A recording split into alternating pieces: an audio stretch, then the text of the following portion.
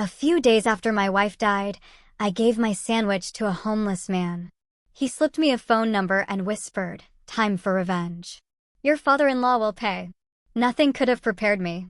My world shattered the day I watched my wife die, a direct consequence of a powerful man's cruelty. But that wasn't the end of my story. It was the spark that ignited a fire for justice no one saw coming. Let me tell you, it all began long before that. My name is Darren Banner, and to understand why I found myself sitting across from a mysterious old man with piercing eyes and a haunting promise, you need to hear my story from the beginning. From the impoverished streets where I grew up, in a working-class neighborhood in the Bronx, New York, where the smell of machine oil and the constant sound of truck horns were the soundtrack of my life. Our small house was tucked away on a narrow street with stained walls and a roof that leaked every time it rained. My dad, Tom, was a handyman with hands that were rough and calloused, but they could work magic with a hammer or a wrench.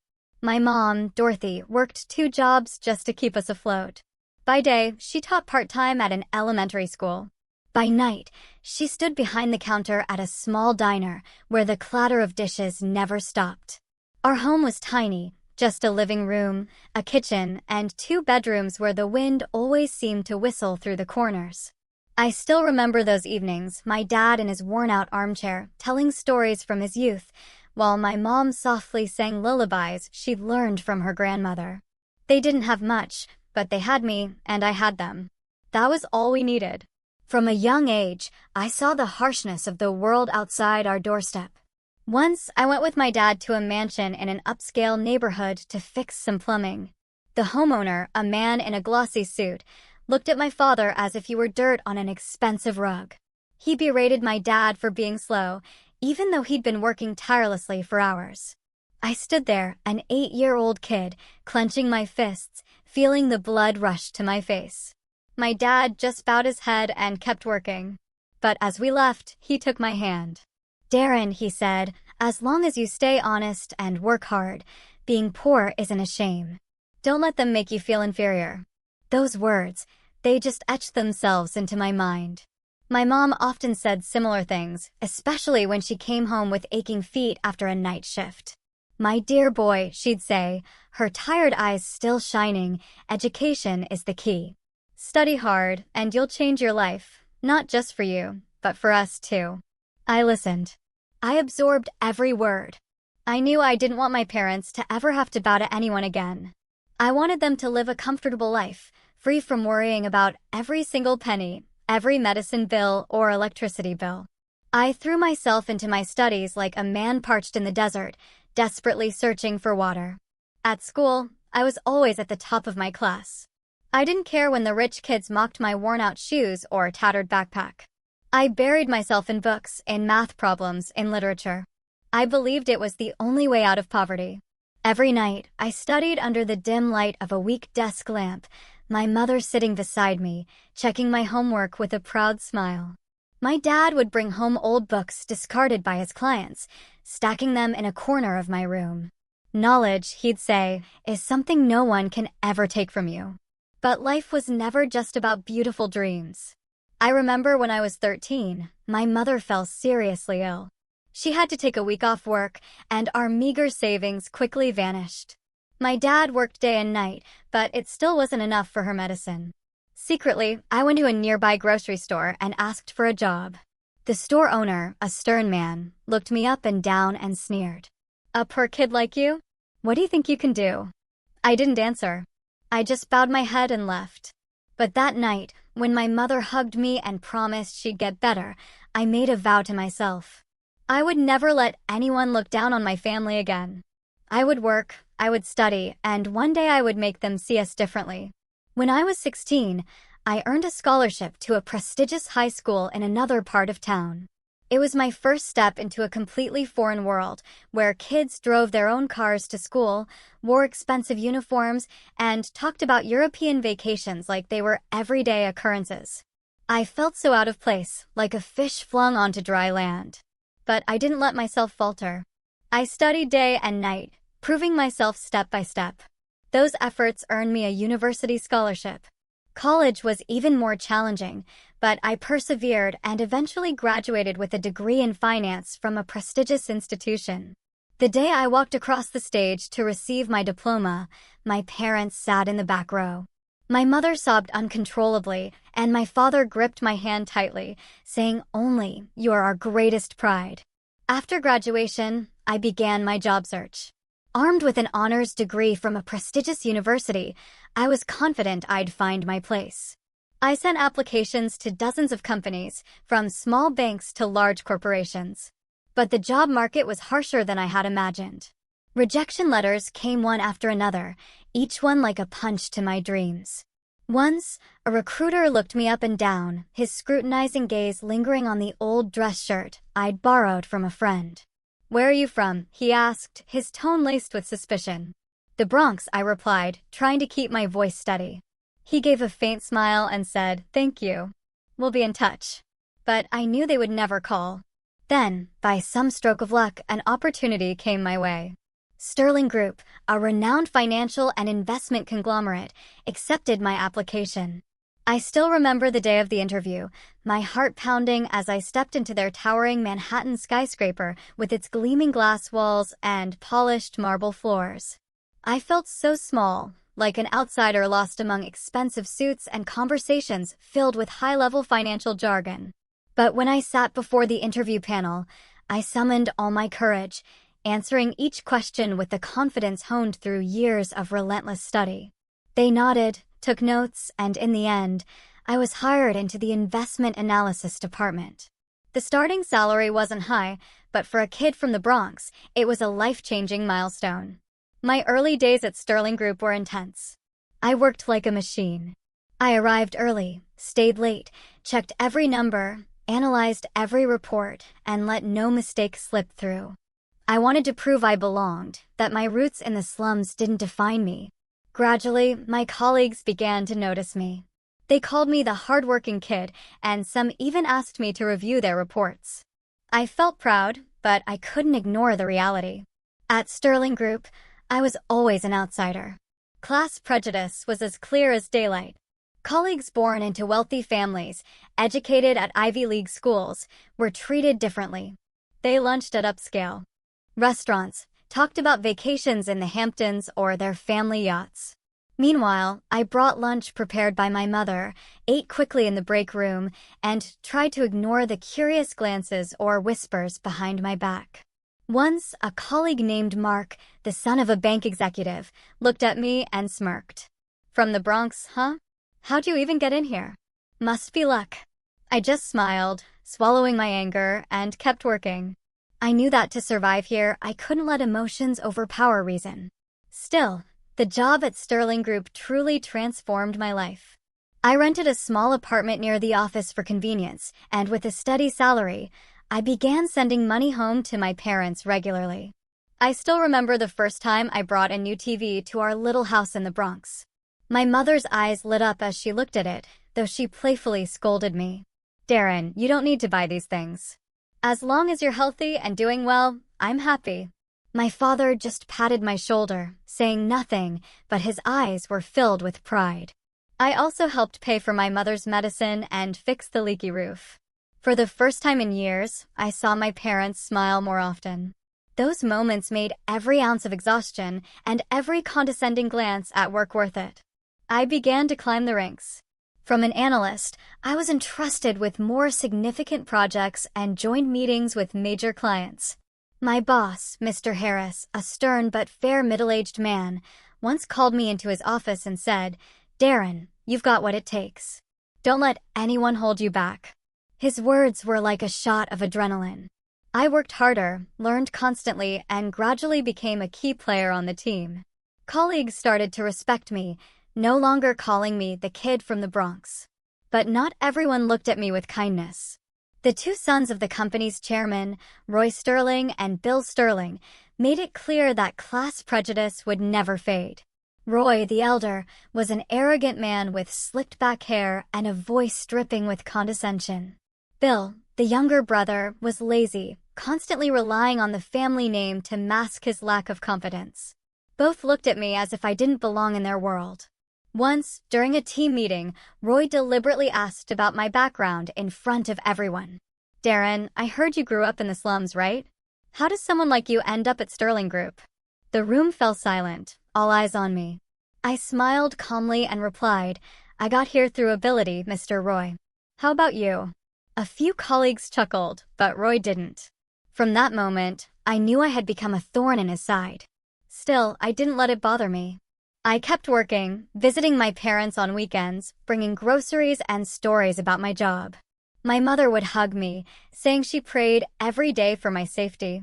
My father would retell old stories, as if to remind me that no matter how far I went, I was still the boy from the Bronx, raised in a home full of love. But everything changed when I met Ava Sterling, the only daughter of the company's chairman, Gregory Sterling.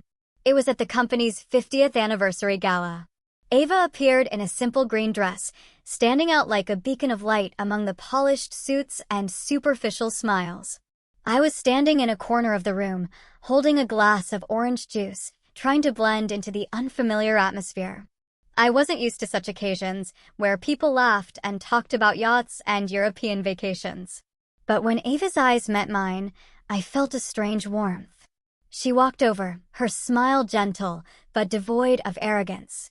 You're Darren, right? She asked, her voice clear like a bell. I nodded, a bit flustered, not expecting the chairman's daughter to know my name. We started talking.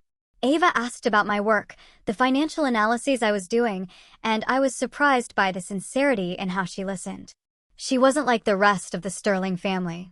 No trace of Roy's arrogance or Bill's laziness. She was intelligent, sharp, yet full of emotion, as if she understood the struggles I never spoke aloud. Our conversation lasted longer than I expected, and by the end of the gala, I realized I had smiled more in those few hours than I had in the entire past month. In the days that followed, Ava and I ran into each other more often, sometimes in the office hallways, sometimes in the cafeteria. She always found a way to strike up a conversation. And though I tried to keep my distance, I couldn't resist being drawn to her warmth. We started meeting outside work, sharing brief coffee breaks at a small cafe near the office. There, Ava spoke of her dream to escape the glamorous, but stifling world of her family, while I shared stories about my parents and our cramped house in the Bronx. I began to see that Ava wasn't just the daughter of a powerful dynasty. She was a woman with a free spirit, yearning to live authentically. Love came like a breeze, gentle yet powerful. I don't know the exact moment I fell for Ava, but it might have been the time she grabbed my hand during a sudden downpour as we ran for cover. She laughed loudly, her hair soaked, and said, Darren, I love moments like this. No need to pretend, just being ourselves. In that moment, I knew my heart belonged to her. But I also knew this love wouldn't be easy. Ava was Gregory Sterling's daughter, and I was just a guy from the slums. No matter how hard I worked, I could never erase the divide between our worlds. Rumors about us spread quickly through the company. The curious glances and whispers behind my back grew more frequent. Roy and Bill, in particular, didn't hide their contempt. Once, Roy cornered me in a hallway, his voice icy. Who do you think you are, Darren? A slum kid dreaming of my sister? Don't make me teach you your place. I clenched my fists, struggling to stay calm. But inside, a storm was brewing. Then my worst fear came true. One afternoon, Ava called me to a park near the office. Her eyes were red, but resolute. Father knows about us, she said, her voice trembling. He said if I don't end things with you, he'll fire you. Not only that, he threatened to cut off all my financial support. My blood ran cold. I knew Gregory Sterling was a powerful man who wouldn't hesitate to use any means to protect his family's reputation. But when I looked into Ava's eyes, I saw her determination. I'm not afraid and I don't care what they do. I love you and I want to be with you. Her words melted my heart, but also filled me with fear. I didn't want Ava to lose everything because of me. I had seen my parents live a lifetime in poverty, and I didn't want Ava to endure that. But she gripped my hand tighter than ever and said, We'll get through this together, Darren. I believe in you. In that moment, I knew I couldn't turn back. I loved Ava, and I would fight to keep her by my side, even if it meant facing the world. We decided to get married despite all objections. When I proposed, Ava hugged me, tears streaming down her face, but a radiant smile on her lips. "Having you is enough," she said. But the Sterling family didn't feel the same. Gregory summoned me to his office, a grand room adorned with expensive paintings and windows overlooking Manhattan's skyline. He sat behind his desk, his gaze cold and piercing. "You think you're worthy of my daughter, Darren?" he asked, his voice low but commanding. "You don't belong in this world. If you persist, I'll make sure you lose everything. Your job, your reputation, everything." I stood tall, meeting his eyes. "Sir, I love Ava, and I won't let anyone take her from me." 2 months later, we held our wedding in a small, simple, but warm church. Only a few close friends, my parents, and my relatives attended. My mother, in a modest, but carefully chosen dress, hugged Ava and said, "You're the pride of our family. Take care of my boy, okay?" Ava burst into tears, embracing my mother tightly. My father patted my shoulder, his eyes full of pride, but tinged with worry. Not a single member of the Sterling family showed up. No blessings, no glances. They saw our marriage as a stain, a disgrace to the family, as Roy had once shouted in my face. After the wedding, Ava and I moved into a small apartment in the suburbs. It wasn't luxurious, but it was our home. Every night, as Ava lay in my arms, I felt like the happiest man alive. But deep down, I knew the storm wasn't over. Gregory Sterling wasn't the kind of man to let things go easily. The storm hit just a few weeks after our wedding. One morning when I arrived at the office, Mr. Harris, the boss who had always supported me, called me into his office. He looked at me, his eyes heavy. "Darren," he said, his voice low. "You're fired. It's an order from above." I tried to intervene, but no one can go against Gregory Sterling. I stood there, feeling as if the floor beneath me had collapsed. I wasn't surprised. I had anticipated Gregory's retaliation, but the sensation of having the job I had poured my sweat and tears into ripped away still cut like a knife through my heart. I returned to our apartment, trying to keep a calm expression so as not to worry Ava. But she knew. Ava always knew. She was sitting on the sofa, her eyes bright but filled with concern. "Darren, what's wrong?" "You're not okay. I can tell." I sighed, pulled her into my arms, and told her everything. She held my hand, gripping it so tightly, I could feel the pulse of her heartbeat. "We'll get through this, Darren," she said, her voice resolute. "They can take your job, but they can't take our love." But the Sterling family wasn't done. Shortly after, Ava received a letter from her father. Her financial support, bank accounts, credit cards, even her inheritance, was cut off. "You chose a filthy pauper," the letter read, its tone as cold and sharp as a blade. "You will pay for your foolishness." Ava read the letter, her hands trembling, then tore it to pieces. "They're not my family," she said, tears streaming down her cheeks. "You and your parents are my real family." I held her, trying to hide the fear gnawing at my heart. I threw myself into finding a new job, sending applications everywhere, from small financial firms to large corporations. But every time, the doors slammed shut in my face. One recruiter was blunt. "Darren, you have a strong resume, but no one dares hire you. You've crossed the Sterlings. They have more power than you realize." I slowly realized that Gregory and his family had used their influence to manipulate the system, blocking me from any decent job. We survived on Ava's meager savings and small loans from my parents. But with each passing day, our future grew dimmer. Amid those hardships, a spark of joy arrived unexpectedly. Ava was pregnant. When she told me in our tiny kitchen, it was as if the whole world lit up. I knelt down, hugged her, tears rolling down my cheeks. "We're having a baby." "Thank God," I whispered, my voice choked with emotion. She smiled, placing my hand on her belly. "A boy," she said, her eyes sparkling. "I want to name him Tony, after my grandfather, the only person in my family who ever truly loved me." I nodded, feeling a surge of new strength. But that joy didn't last. As Ava entered her 8th month of pregnancy, she began to weaken. She was often exhausted, sometimes fainting without explanation. I took her to the hospital, my heart pounding with worry. The doctor said she had a rare but dangerous pregnancy complication. We'll do everything we can, they said. But I saw the unease in their eyes. I held Ava's hand, trying to stay calm. But inside, a storm was raging. I couldn't lose her. I just couldn't. The day Ava went into labor, I stayed by her side in the delivery room, gripping her hand, praying with every ounce of faith I had left. But then the doctor pulled me aside, his voice trembling. Darren, we have a problem. Ava's condition is critical. We may only be able to save the mother or the child. The world seemed to collapse beneath me. Save Ava. I nearly shouted, my voice breaking with desperation. Save my wife, please. In a panic, I rushed back to the delivery room. Ava lay there, her face pale, her breathing faint. She seemed to sense something. She struggled to open her eyes, her trembling hand reaching for mine, whispering, Darren, you have to save our baby. Promise me you'll protect Tony. I shook my head, tears falling like rain, unable to accept the thought of losing her.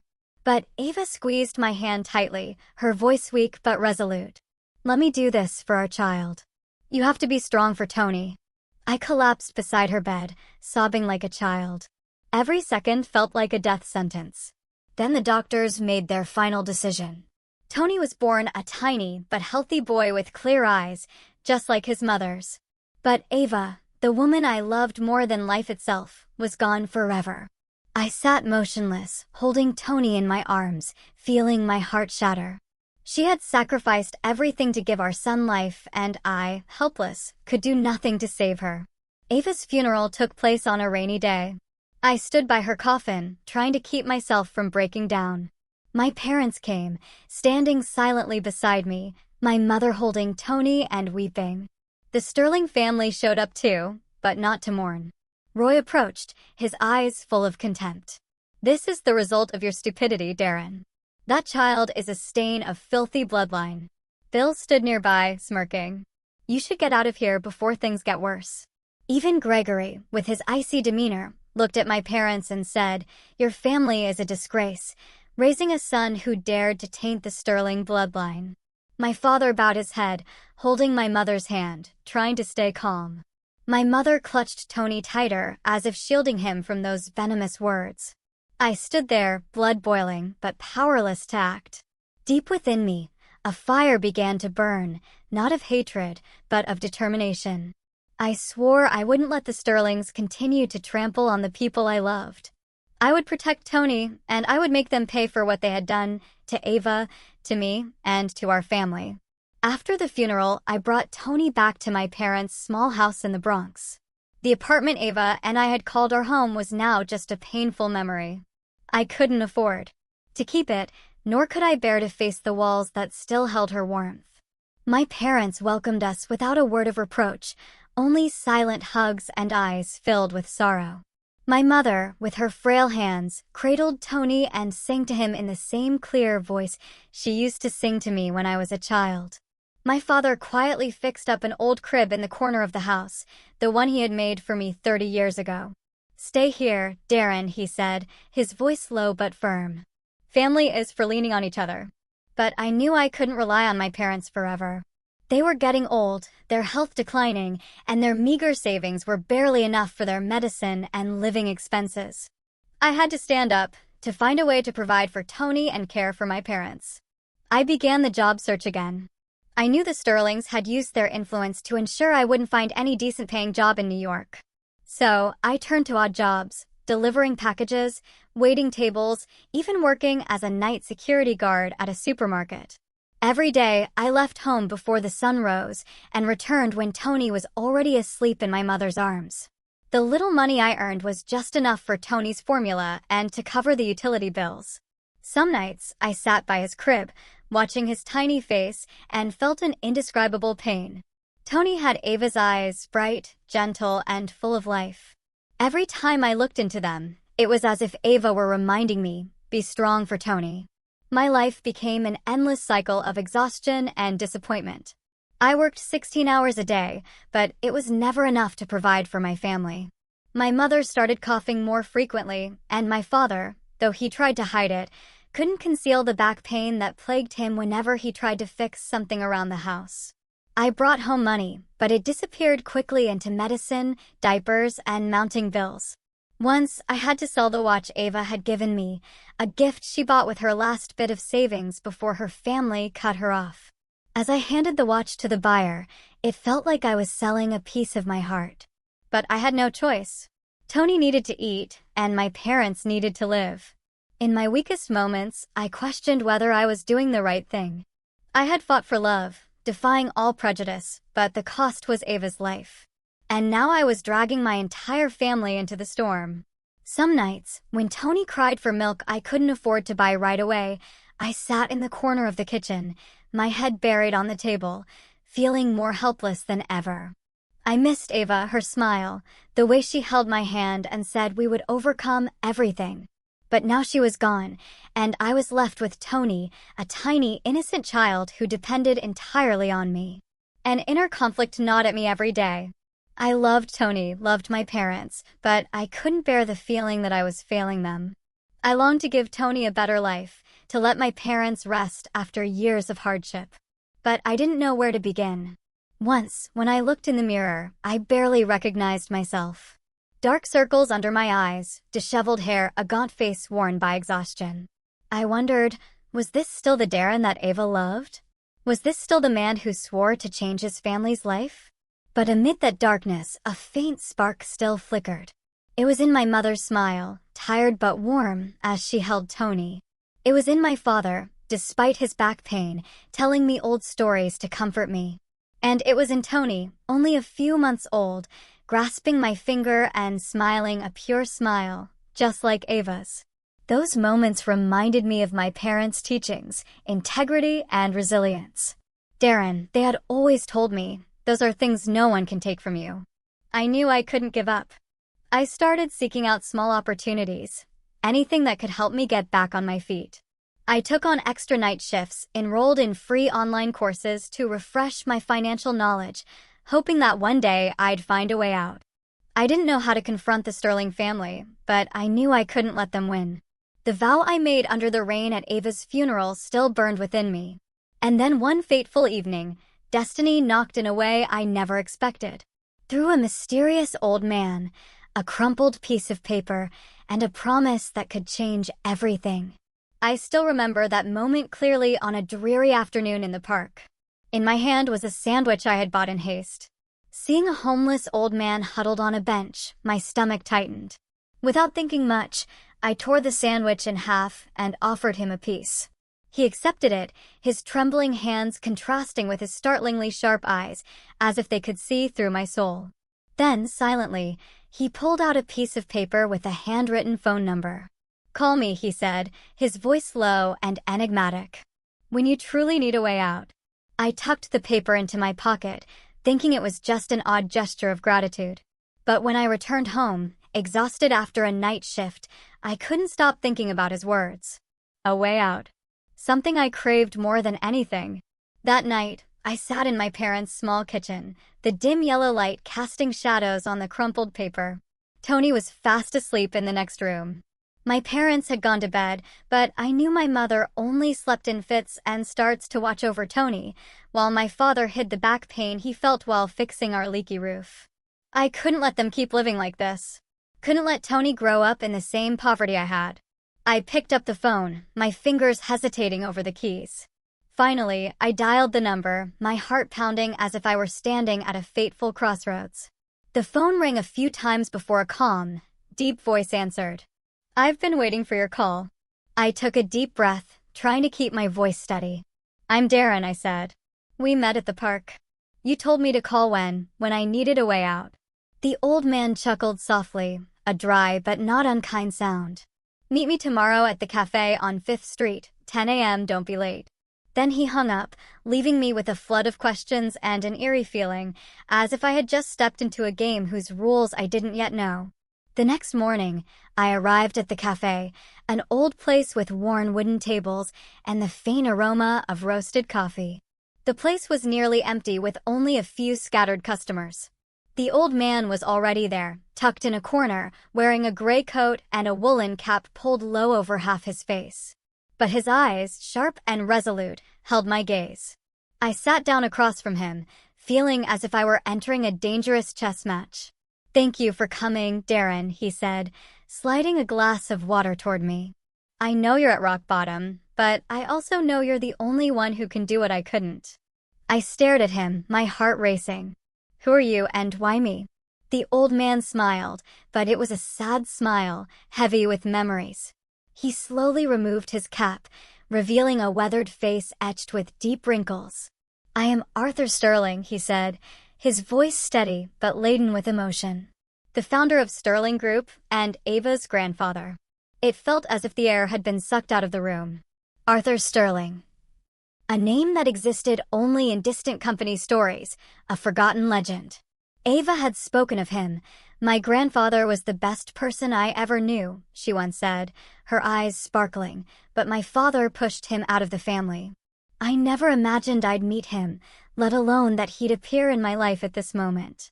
Arthur began to speak, his voice rising and falling like the pages of an old book being opened. He had built Sterling Group from nothing, with a dream of creating a legacy for his family. But his son and daughter-in-law betrayed him. They tricked him into signing over his shares, slandered him, and forced him out of the company. "I lost everything, Darren," he said, his gaze distant. "The company, my honor, my family. But I never stopped watching. I knew about you from your time at Sterling Group. I saw your integrity, the way you loved Ava despite all prejudice. And when you lost her, I knew you were the only one with enough reason to take down Gregory." Arthur paused, then gave a faint smile. "Our meeting in the park, it wasn't a coincidence. It was my way of reaching you." I sat there trying to process his words. "Why do you trust me?" I asked, my voice hoarse with emotion. Arthur looked me straight in the eye. "Because you have what the Sterling family lost. Resilience and a true heart. You didn't bow to Roy and Bill's insults. You fought for Ava, and now you're fighting for your son. I see in you the fire I let die out." Then he slid a thick, worn folder across the table. I opened it, my hands trembling, my heart pounding as I scanned the pages. They were classified documents. Evidence of Gregory embezzling money, setting up shell companies to launder funds, hiding debts, and manipulating stocks.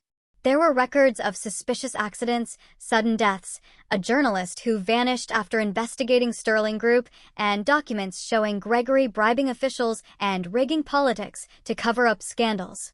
A chill ran down my spine, not just at the scale of the crimes, but at the ruthlessness of the man I once called my father-in-law.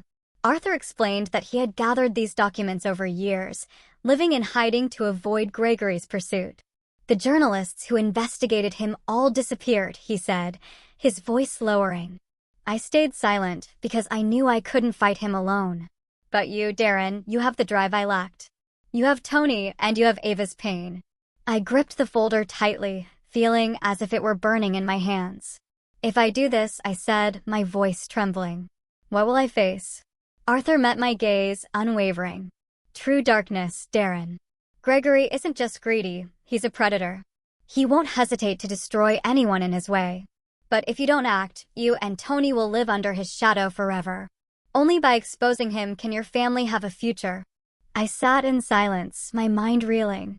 I thought of Tony, the baby who lost his mother at birth. I thought of my parents, who had sacrificed their lives for me. And I thought of Ava. Her smile. Her final promise, protect Tony. I knew I couldn't turn back. This wasn't just a chance to seek justice for Ava. It was a declaration of war against a dark empire.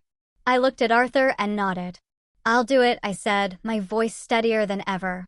Arthur smiled, a smile filled with hope, but also caution. "Good. But remember, Darren, this will be a long battle.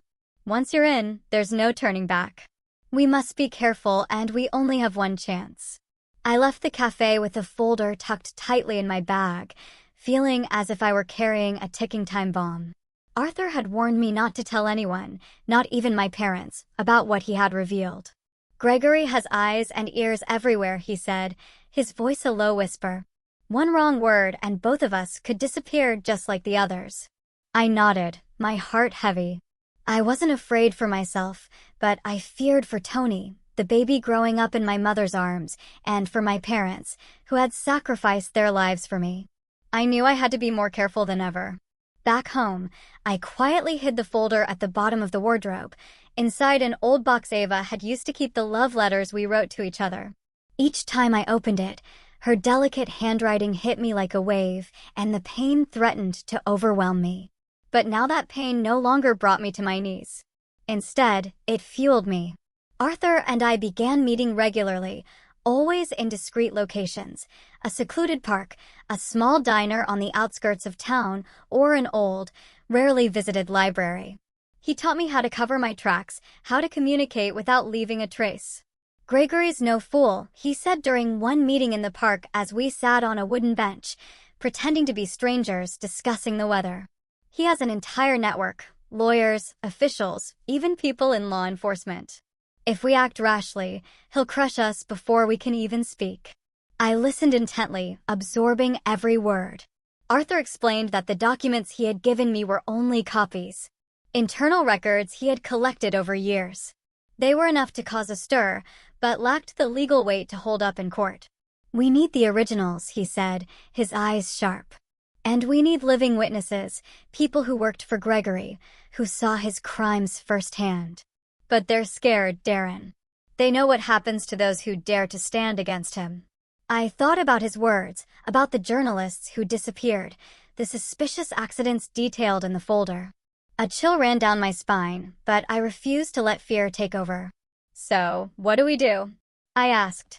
Arthur leaned closer, his voice dropping. "We strike from the shadows. Step by step, we'll undermine Gregory's credibility, make shareholders doubt him, turn public opinion against him. When the time is right, we'll deliver the decisive blow, the original evidence and witnesses. But first, we have to find them and convince them to stand with us." Arthur's strategy was far from simple. This wasn't a straightforward lawsuit. It was a long, grueling war requiring patience and cunning. I, a guy from the Bronx who had only ever known hard work and integrity, now had to learn to move in the shadows, conceal my intentions, and outwit an enemy 100 times more powerful than me. Arthur began guiding me into his world, a world of secret connections and meticulously calculated plans. He introduced me to a few people he called allies in the dark. There was a former accountant from Sterling Group who had worked under Gregory, but was fired after uncovering shady transactions. Now living under an assumed name in the suburbs, he agreed to help us on the condition that his identity remained secret. There was a journalist who had investigated Sterling Group and narrowly escaped death in a sudden car accident. She now lived in hiding, but still held on to critical documents she hadn't dared to publish. And there were others. Former employees, betrayed business partners, each holding a piece of the truth. These meetings always took place in secret, often at night, in places no one would suspect. I learned to vary my routes daily to check for tails. Each time I left the house, I kissed Tony's forehead as he slept soundly in his crib and whispered, "I'll do this, son, for your mom." My mother noticed the tension in my eyes, but didn't ask questions. She only hugged me, saying, "Be careful, Darren. I believe in you." My father was quieter, but I knew he worried for me. Arthur and I began building our plan. We couldn't sue Gregory yet, as he explained, because the evidence wasn't strong enough, and his powerful network would ensure any lawsuit was buried. "To take down a predator," Arthur said, his eyes sharp, "you can't miss. We have one shot, and it has to hit the heart." I looked into the darkness ahead and told myself, this is only the beginning. During a strategy discussion in an old library, Arthur said, "We can't attack head-on. Gregory has too many allies. We have to strike from within, catch him off guard, and make him expose his own weaknesses." I nodded, gripping a book tightly. "So, what's the first step?" Arthur gave a sharp, cold smile. "We leak a portion of the documents, just enough to stir unease, but not enough for him to trace it back to us. The press will be our first weapon. They'll do part of the work for us, putting pressure on Sterling Group." That night, I returned home and held Tony in my arms. The baby slept soundly, his tiny lips pursed as if lost in a sweet dream. I kissed his forehead and whispered, "I'll do this, Tony. I'll give you the future your mother dreamed of. Then I sat down, opened my old laptop, and got to work. Arthur had provided me with an encrypted communication channel, a way to anonymously send information to a journalist he trusted, someone who had nearly lost their life investigating Sterling Group. I selected a document from the folder, an internal report about a shell company Gregory used for money laundering, along with a few notes about suspicious transactions. I didn't sign my name or leave any trace. When I hit send, my heart pounded as if I had just fired the first shot in a war. A few days later, I saw the results. A small article appeared in a reputable financial newspaper with the headline, "Sterling Group. Is there something shady in their financial reports?" The article didn't name Gregory directly, but it cited figures from the document I had sent, raising questions about the company's transparency. I read it in the corner of my parents' kitchen, feeling a surge of adrenaline. For the first time, I felt like I was no longer a victim. I was fighting back. But Sterling Group's response came faster than I expected. Gregory, backed by his formidable PR team, immediately held a press conference. I watched it on TV while my mother cradled Tony in the living room. Gregory, in an expensive suit, stood before the microphones, his voice as smooth as a seasoned politician's. "These allegations are baseless," he said, his eyes cold and piercing. "This is nothing but a ploy by competitors to undermine the confidence of our shareholders and clients. Sterling Group has always been transparent and committed to its values." Roy and Bill stood behind him, nodding like puppets, but I could see the tension in their eyes. Arthur called me right after, his voice excited but cautious through a secure line. "You did well, Darren," he said. "This is just the first stone thrown into the lake. The ripples will spread, but we must be patient. Don't let them trace it back to you." I nodded, though he couldn't see me. "They won't find me," I said, my voice resolute. But deep down, I knew danger was closing in. In the days that followed, the ripples began to spread. Smaller shareholders of Sterling Group, those outside Gregory's control, started asking questions. A few more articles appeared, digging deeper into the irregularities in the financial reports. The media began to take notice, and I saw Sterling Group's name in headlines with increasing frequency. Arthur and I stayed hidden, watching from afar like shadows in the dark. Each time we met, I learned more about covering my tracks and sending information without leaving clues. But my life was still far from easy. I continued working odd jobs, racing against time to provide for Tony and my parents. Some nights, after returning from a shift, I sat by Tony's crib, watching him sleep peacefully, and felt a creeping fear. I was taking on an empire, and if I failed, it wouldn't just be me who suffered. My entire family would pay the price. But then I thought of Ava. The way she held my hand and said we'd overcome everything. I remembered Arthur's words, "We only have one shot." And I told myself I couldn't stop. I continued leaking documents, small pieces at a time, like drops of water overflowing a glass. A report about a secret loan, an internal email revealing Gregory's bribery of an official. Each document was a bullet fired from the shadows, aimed at the heart of Sterling Group. I didn't know if Gregory suspected anything yet, but I could feel the tension in the air. Once, while passing a newsstand, I saw Roy on the front page with the headline, "Sterling Group Chairman's Son Suspected in Fraud."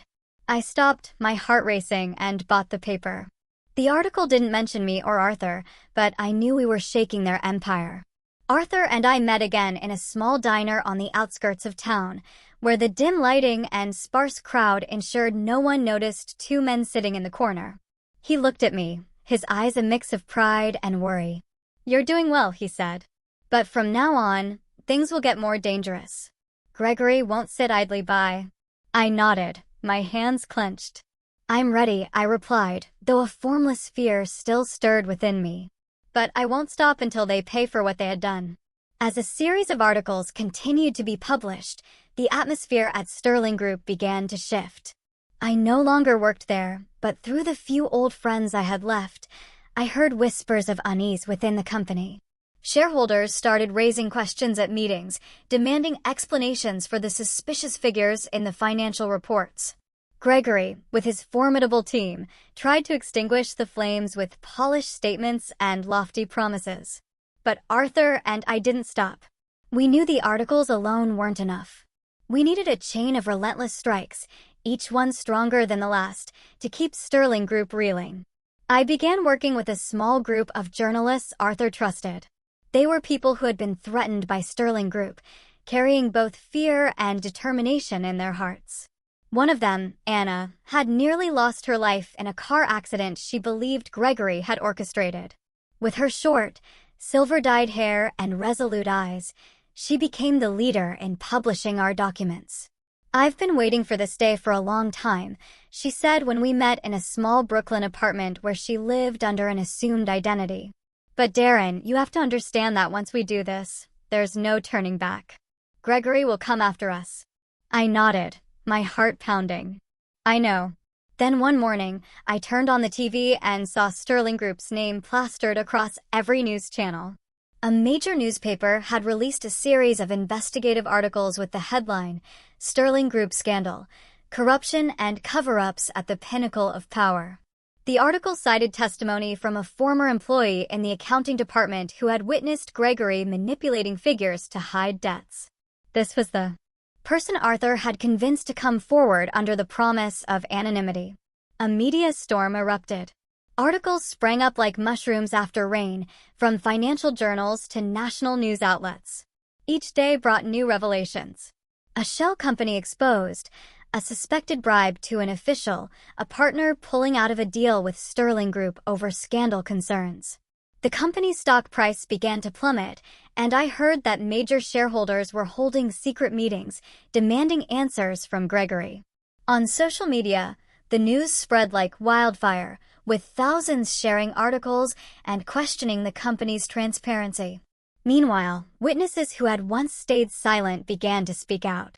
Another former accountant fired by Gregory for refusing to sign off on a falsified report contacted Anna and provided more evidence. A former business partner of Sterling Group, betrayed by Gregory in a deal, appeared on a television program publicly criticizing the company. And then something I hadn't expected happened. A journalist who had disappeared after investigating Sterling Group turned out to be alive. She appeared in an anonymous interview, recounting how she had been threatened and forced to go into hiding. These stories, each a small piece of the puzzle, came together to form a clear picture of Gregory Sterling's greed and ruthlessness. The pressure from public opinion grew immense. Major partners of Sterling Group began canceling contracts, fearing association with the scandal. Panicked shareholders sold off their stocks, causing the company's market value to plummet. Arthur and I remained anonymous, letting the press do its work. Each time I saw Gregory's name on the news, I felt a small piece of justice being served. But I also knew we were entering the most dangerous phase. Gregory wouldn't sit idly by and watch his empire crumble. He would strike back, and when he did, Arthur and I had to be ready. In the days that followed, the news was dominated by reports about Sterling Group, with increasingly sharp headlines. Sterling Group scandal. Is this the fall of an empire, or Chairman Gregory Sterling faces pressure from shareholders and investigators? I sat in my parents' small kitchen, my eyes glued to the TV screen. I knew Gregory was hunting for the person behind the leaks. Once, I received a message from an old friend at Sterling Group, warning me that Roy and Bill were interrogating every employee and had even hired private investigators to trace the source of the documents. "Be careful, Darren," the message read. "They're furious." My heart raced as I read it. Then I deleted it immediately. I didn't respond, leaving no trace. The major shareholders of Sterling Group, once loyal to Gregory, began to waver. They no longer trusted his smooth promises or the polished speeches from his PR team. An extraordinary shareholders meeting was called, and this time, it wasn't under Gregory's control. Arthur received word from an old ally on the board, a man who had worked with him in the early days of Sterling Group. "They're losing faith," he told me during a meeting in a small diner, his eyes gleaming with hope. "The shareholders want to act to save the company. This is our chance, Darren." We began preparing for the final blow. Arthur reached out to his allies, those betrayed by Gregory, to gather more original evidence. Signed contracts, undeniable emails, and even recordings from a former assistant who had taped Gregory's secret meetings. I worked day and night, reviewing every document, ensuring no mistakes. On the day of the shareholders' meeting, Arthur and I stayed away.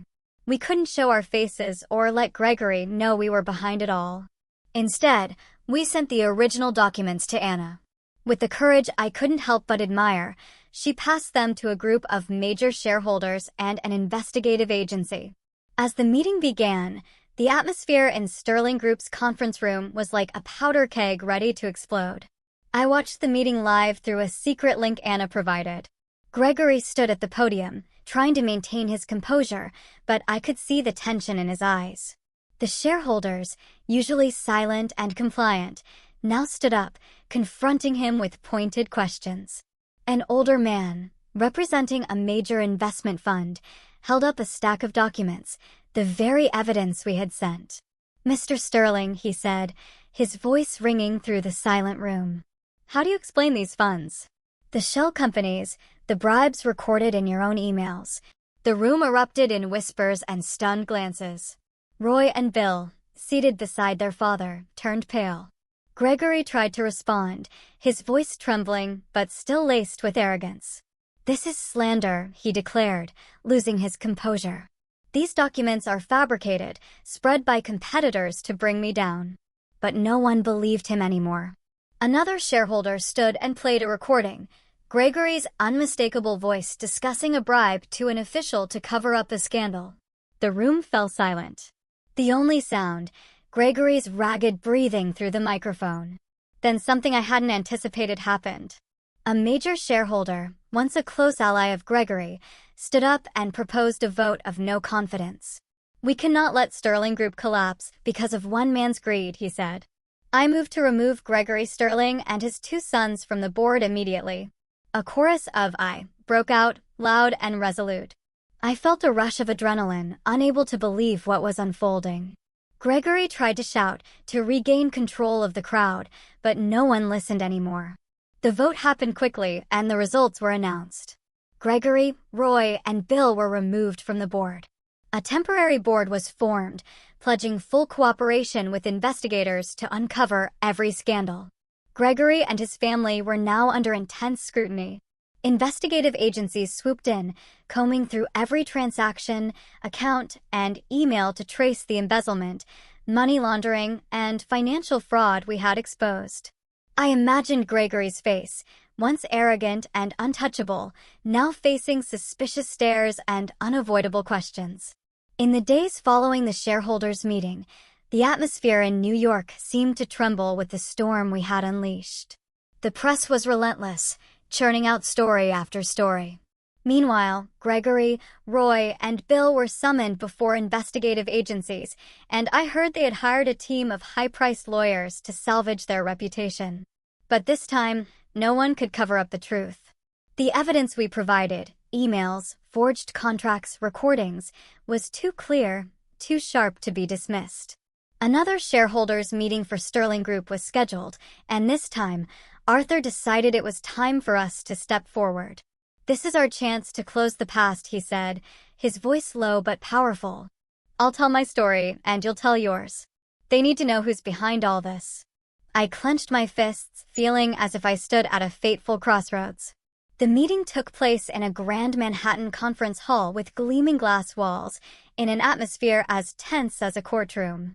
Arthur and I arrived early, standing in a corner, observing the crowd of shareholders, reporters, and members of the interim board. Gregory, Roy, and Bill were absent, under investigation, and barred from attending. As the meeting began, a few longtime shareholders immediately noticed Arthur. Though he had left the company years ago, and his name seemed relegated to memory, the legend of Sterling Group's founder still lingered in whispers. Suddenly, a prominent shareholder stepped up to the podium, his voice booming through the hall. "Today, we are honored to have the presence of the man who founded Sterling Group. Many of you may never have met him, but he is a living legend among us. Please welcome Mr. Arthur Sterling to say a few words." Arthur walked to the podium with measured steps, an elderly man radiating dignity, his eyes sharp and his voice resonant. "I am Arthur Sterling," he declared, and the hall fell silent. A few people whispered, recognizing the legendary name of the man who founded Sterling Group. I was betrayed by my own family, pushed out of the company I built by my son, Gregory Sterling. But today, I return to tell the truth about his crimes, about the greed that has tarnished Sterling Group's legacy. He recounted his story, how he was tricked into signing away his shares, slandered and isolated. He spoke of his years in hiding, gathering evidence, waiting for the chance to reclaim justice. The hall was quiet, the only sound Arthur's powerful, emotional voice. Then he looked at me, his eyes signaling. "But I didn't do this alone," he said. "There is a young man who lost everything because of the Sterling family, yet still rose to fight. Darren Banner, please come forward." I stepped onto the podium, my heart pounding. All eyes were on me, and it felt like the world was watching. "I am Darren Banner," I said, my voice trembling at first, but growing steady. "I was once an employee of Sterling Group, humiliated by Gregory Sterling and his sons for my humble background. I loved Ava Sterling, and she sacrificed everything to give us our son, Tony.